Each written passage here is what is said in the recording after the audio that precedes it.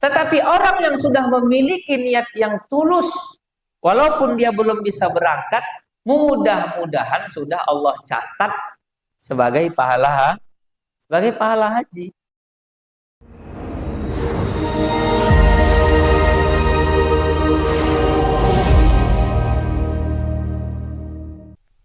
Ini hikayat yang kedua, cerita yang kedua tentang seseorang yang dibangkitkan di padang mahsyar.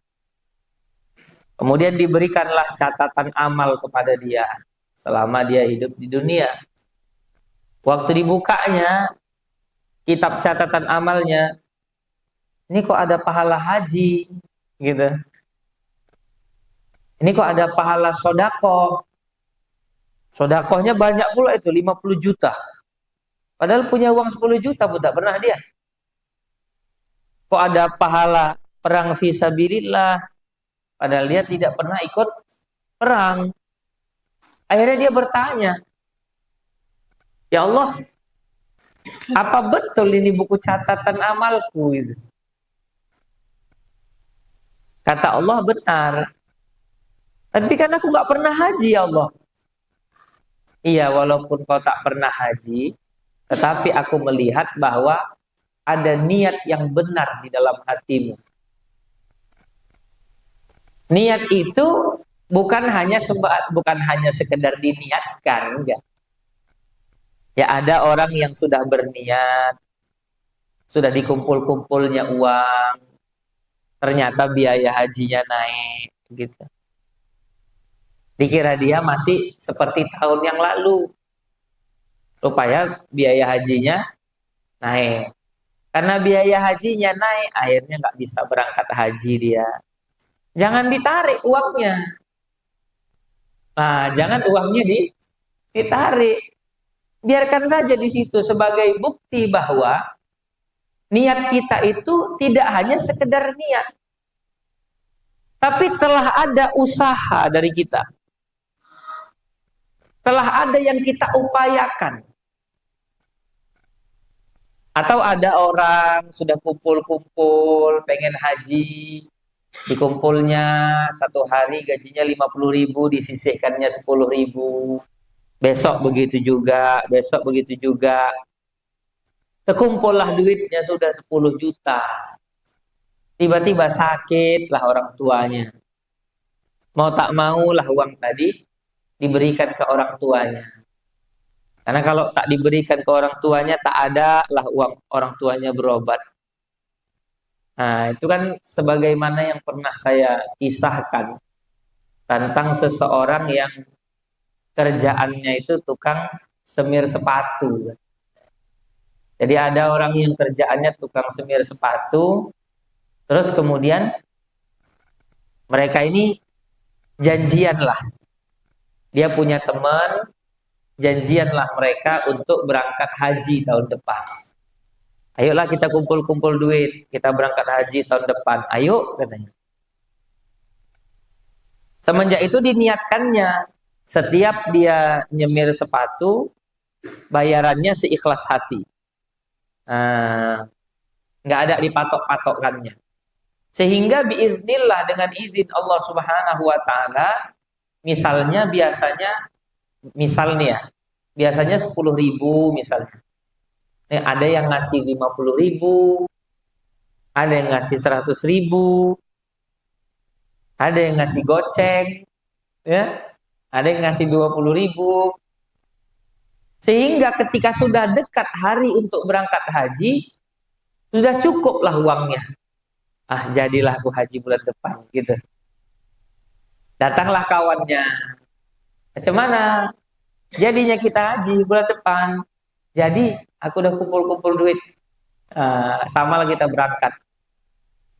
Mendekati hari H, datanglah tetangganya mengadukan tentang orang tuanya yang sedang sakit. Butuh dana untuk perobatan. Dia bilang sama tetangganya itu, aku hutang lah. Aku butuh uang untuk biaya perobatan orang tuaku. Tolonglah, butuh kali. Bergejolak kan hatinya. Di satu sisi dia mengumpulkan uang untuk berangkat ibadah haji. Tetapi dia berpikir bahwa membantu tetangganya ini, apalagi berkaitan dengan masalah nyawa, itu lebih penting. Beberapa waktu dia berpikir, akhirnya dia memutuskan, sudahlah, uang yang dikumpul ini aku kasih aja lah sama tetanggaku ini. Nah, mungkin dia lebih membutuhkan, takutnya kalau nanti nggak kukasihkan, gara-gara dia tidak berobat, meninggal pula dia. Jadi penyesalan pula. Sudahlah, kalau nggak bisa berangkat haji tahun ini, mudah-mudahan tahun depan bisa.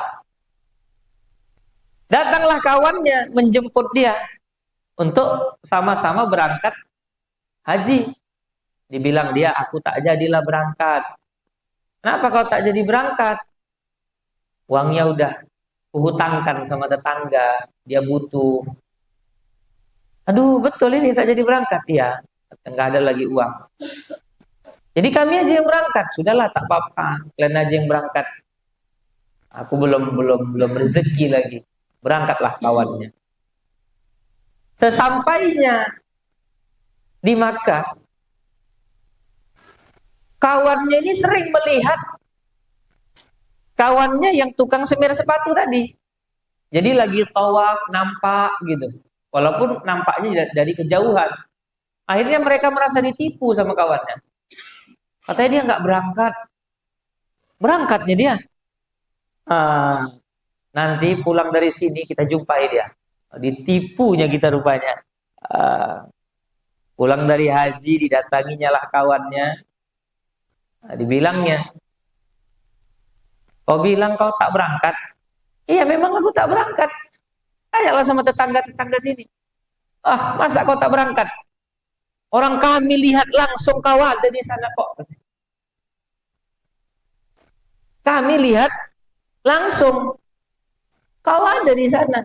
Enggak, aku enggak berangkat, kata dia. Ya kau tanya aja sama tetangga-tetangga sini. Aku tak berangkat.